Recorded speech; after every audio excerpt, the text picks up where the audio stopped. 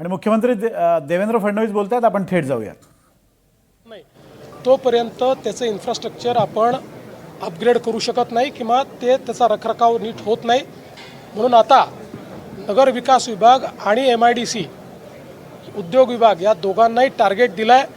पहिल्यांदा पुण्याच्या जवळच्या ज्या चांगल्या आमच्या MIDCs आहेत यांना इंडस्ट्रीयल टाउनशिपमध्ये परिवर्तित केलं की मग तिथेच पैसा उभा होईल आणि त्या ठिकाणी इन्फ्रास्ट्रक्चरचं जे काही देखरेख आहे ती करता येईल. पण मी निश्चितपणे आपल्याला सांगतो की चाकणचा विषय अतिशय गंभीरतेने घेतलेला आहे आणि आम्ही सोडवतो. जो पुणे नाशिकच्या संदर्भात आंदोलन झालं त्या आंदोलनापूर्वीच महाराष्ट्र सरकारने काकोडकर साहेबांच्या नेतृत्वात एक समिती केली आहे आणि पुणे ही त्याची राजधानी आहे. सर, चाकण MIDC मध्ये अनेक कंपन्या ज्या आहेत ते रस्त्यांवरती खड्डे असल्यामुळे सोडून जाण्याच्या तयारीमध्ये आहेत. जवळपास ट्रॅफिकचा वाहतुकीचा प्रश्न आहे की चाकणचा प्रश्न अतिशय जेन्युइन आहे. या संदर्भात एक बैठक झालेली आहे. हा पावसाळा संपल्यानंतर तिथलं सगळं इन्फ्रास्ट्रक्चर जे आहे हे अपग्रेड करण्याचं काम आम्ही करू. आणि दुसरं सगळ्यात महत्त्वाची गोष्ट जी करण्याची गरज आहे ती म्हणजे आपण इतके वर्ष इंडस्ट्रीयल टाउनशिप ॲक्ट तयार केला, पण जोपर्यंत या MIDC एरियाजला टाउनशिपमध्ये आपण परिवर्तित करत नाही तोपर्यंत त्याचं इन्फ्रास्ट्रक्चर आपण अपग्रेड करू शकत नाही किंवा त्याचा रखरखाव नीट होत नाही. म्हणून आता नगर विकास विभाग आणि MIDC उद्योग विभाग या दोघांनाही टार्गेट दिलं आहे. पहिल्यांदा पुण्याच्या जवळच्या ज्या चांगल्या आमच्या MIDCs आहेत यांना इंडस्ट्रीयल टाउनशिपमध्ये परिवर्तित केलं की मग तिथेच पैसा उभा होईल आणि त्या ठिकाणी इन्फ्रास्ट्रक्चरचं जे काही देखरेख आहे ती करता येईल. पण मी निश्चितपणे आपल्याला सांगतो की चाकणचा विषय अतिशय गंभीरतेने घेतलेला आहे आणि आम्ही सोडवतो.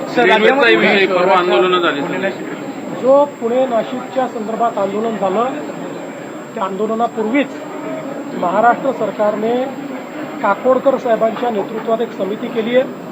केंद्र सरकारनेही त्यांचे जे मेंबर इन्फ्रास्ट्रक्चर आहेत रेल्वे बोर्डाचे त्यांना त्या कमिटीचा मेंबर केलेला आहे.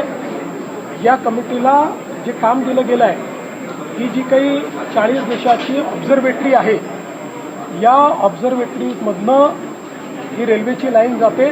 तर त्यातनं मार्ग काढून कशा पद्धतीनं ऑब्झर्वेटरीलाही अडचण होणार नाही आणि रेल्वेचा मार्ग जाऊ शकेल अशा पद्धतीनं त्यांना त्याचा अभ्यास करायला सांगितलं आहे. मला विश्वास आहे की काही ना काही त्यातनं मार्ग निघेल.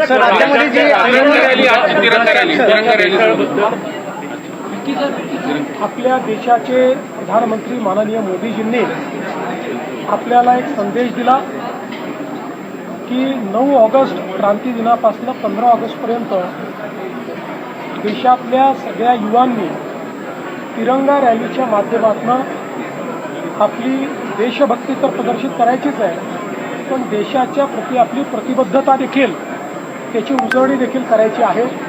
आणि म्हणून तिरंगा रॅली चालली आहे. पुण्यामध्ये तिरंगा रॅली अभूतपूर्व अशा प्रकारचं पुण्यातल्या युवांनी त्याला समर्थन दिलेलं आहे. आणि एक प्रकारे ज्याला आपण तिरंगा आपला जो ध्वज आहे त्या ध्वजाचा समुद्र हा इथे पाहायला मिळाला आणि विशेषतः तरुणाईचा उत्साह हा अतिशय आनंदित करणार आहे. राज्यामध्ये प्रकल्पाचा एक प्रश्न आहे. पालघरच्या दूध प्रकल्पाचा जो दूध प्रकल्पाविषयी कॅबिनेटमध्ये चर्चा झाली होती. पालघरचा जो दूध प्रकल्प आहे त्याची जागा APMC मार्केटला देण्याचा निर्णय घेतला. मग तिथल्या रहिवाशांचा काही निर्णय झालाय? त्यांना पालघरचा दूध प्रकल्प नाही आहे. पालघरमध्ये 40 वर्षापासून आपण एक जागा आरक्षित करून ठेवली आहे जी दुग्ध विकास विभागाकरता ठेवलेली आहे. परंतु आता दुग्ध विकास विभागाला ती जागा नको असल्यामुळे त्या ठिकाणी इंडस्ट्रीला ती जागा द्यावी असा निर्णय आपण घेतलेला आहे. ही सगळी जागा ॲक्वायर्ड लँड त्याचे त्यावेळी पूर्ण पैसे दिलेले आहेत. तथापि काही गावकऱ्यांच्या समस्या आहेत त्या आम्ही समजून घेऊ. राज्यामध्ये जे आंदोलनं होत आहेत राज्यामध्ये म्हणजे आंदोलनं होत आहेत किंवा जी जात पडताळणी ओबीसीमधून दिलेली प्रमाणपत्र आहेत ते रद्द करतायत. थेट सरकारवरतीच टीका केली. स्पष्टपणे आपल्याला सांगतो सरकार संविधानापर्यंत प्रमाणे चालतं आणि यापुढेही सरकार संविधानाप्रमाणेच चालेल. सरकार दबावाने चालत नाही आणि नियमबाह्य चालत नाही.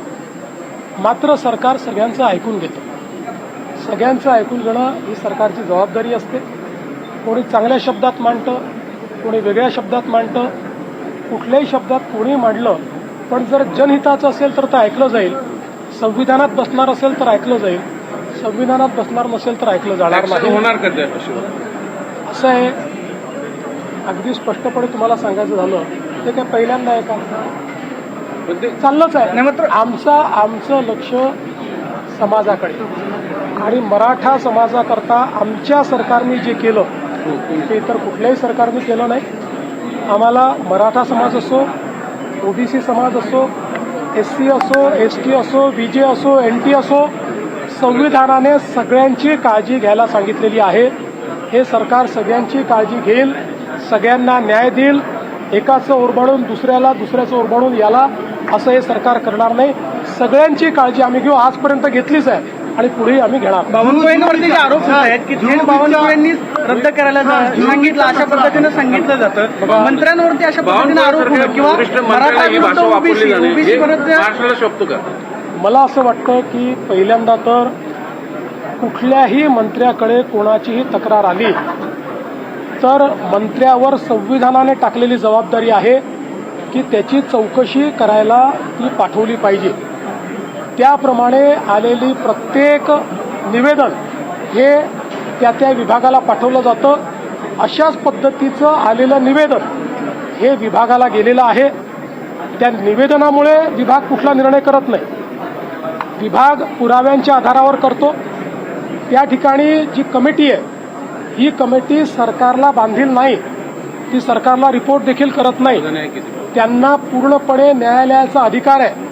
त्या अधिकारात त्यांनी घेतलेला निर्णय, त्या निर्णयापासून कोणी जर दुःखी झालं असेल तर मागच्याच महिन्यात आपलं जे सेशन झालं त्या अधिवेशनामध्ये आपण ॲपिलेट ऑथॉरिटी तयार केलेली आहे. ते ॲपिलेट ऑथॉरिटीकडे जाऊ शकतात. पण केवळ एखादा मंत्री ओबीसी आहे म्हणून त्याला अशा पद्धतीनं टार्गेट करणं हे योग्य नाही. हे महाराष्ट्राला शोभणारं नाही, हे कोणालाही आवडणार नाही. आणि माझं तरी मत आहे की बावनकुळेंनी कुठलंही इंटेन्शनल या ठिकाणी याचं रद्द करा, याला द्या असं केले नाही. मंत्री म्हणून जे कर्तव्य होतं ते केलेलं आहे, त्याच्या पलीकडे त्यांनी काही केलं नाही. त्यामुळे मला असं वाटतं की अशा पद्धतीनं त्यांना कॉर्नर करणं हे काही योग्य नाही. वहिनींनी आज इंग्रजीमध्ये भाषण केलं. काही दिवसांपूर्वी वहिनींवरती टीका झालेली होती काँग्रेसनं. या पद्धतीनं वहिनींनी आज कॉन्फिडंटली इंग्लिशमध्ये भाषण केलं. तुम्ही कदाचित बहिणींचं पहिल्यांदा इंग्रजीत भाषण ऐकलं असेल. मी याच्यापूर्वी 6-7 वेळा ऐकलं आणि प्रत्येक वेळी बहिणी कॉन्फिडंटलीच बोलतात.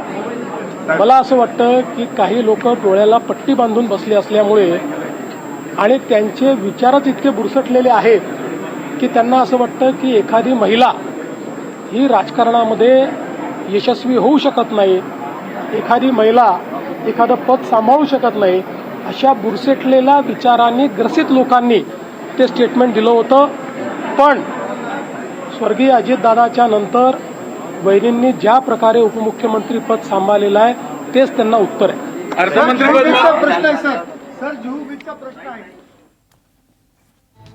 अनेक मुद्द्यांवर आज मुख्यमंत्र्यांनी भाष्य केलेलं आहे. सध्याचे जे चर्चेतले विषय आहेत त्या सगळ्या विषयांवर त्यांनी सविस्तरपणे आपली बाजू मांडलेली, आपली भूमिका मांडलेली आहे.